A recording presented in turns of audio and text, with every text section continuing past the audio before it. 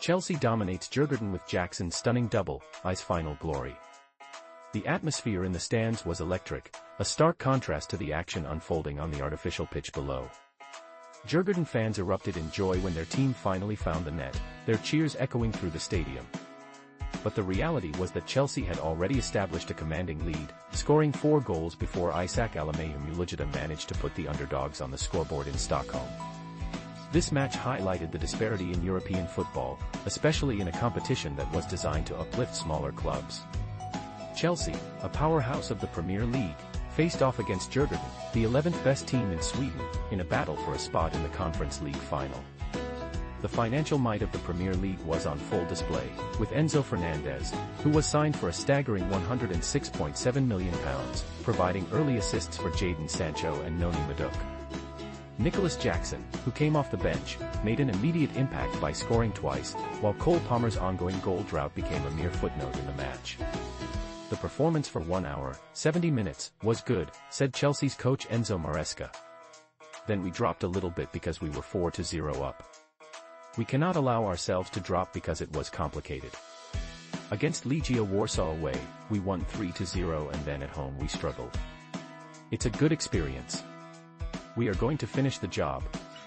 It was almost comical to witness a European semi-final featuring a team that has splurged over £1 billion in just 3 years against one whose record transfer fee is a mere £1.5 million. Maresca's pre-match assertion that money doesn't decide games felt a bit hard to swallow. Did Chelsea really lack the ability to win this competition?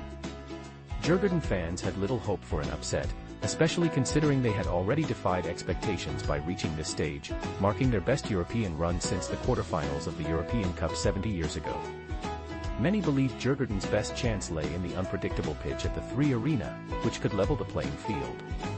Concerned about potential injuries from the surface, Maresca opted for a strategic rotation, keeping many of his star players on the bench. Despite the challenges, Chelsea's quality shone through. While the pitch occasionally disrupted their fluid passing, the intense atmosphere posed little threat. Djurgården quickly found themselves on the back foot, conceding their first goal just 13 minutes in. Enzo Fernández set up Jadon Sancho, who expertly controlled the ball before scoring, aided by a mishap from Marcus Danielsson during a goal-line clearance. The home fans remained spirited, but Djurgården struggled to make an impact in the first half. Chelsea's speed, strength, and intelligence were overwhelming. Young attacker Tariq George, just 19, was a bright spot for Djurgården, darting across the front line and creating some chances, but Chelsea was relentless. Reece James, playing in midfield, delivered a clever ball over the top for Madueke, whose shot was saved by Jacob Rinne, but it was clear another goal was imminent. Chelsea doubled their lead just before halftime when Fernández, in his role as number 10, set up Madueke for a low shot that found the back of the net in the 43rd minute. As if things couldn't get better for Chelsea, news came through that Nottingham Forest, their rivals for a Champions League spot, were losing at home to Brentford. Djurgården's task became even more daunting when Maresca made key substitutions at halftime, bringing on Jackson, Palmer, Trevoh Chalobah, and Moises Caicedo.